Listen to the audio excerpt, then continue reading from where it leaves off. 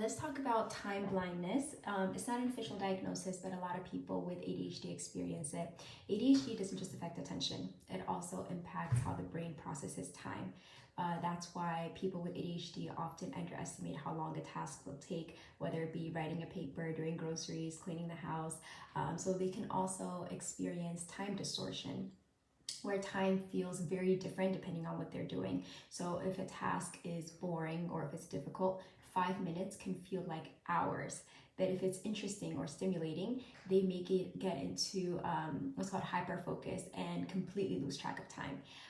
By the way, ADHD doesn't mean that you can't focus. It means that you can't always choose where your focus goes. And I have a longer video about ADHD if you're interested.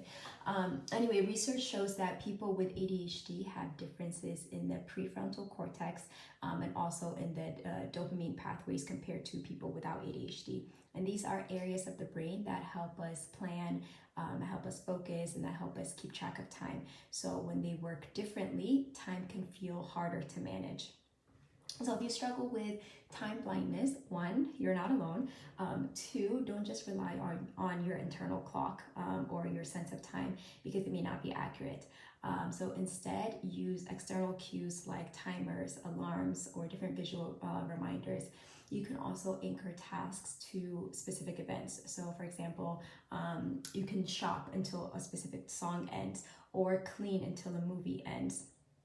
So this helps your brain keep a more realistic sense of time in the moment.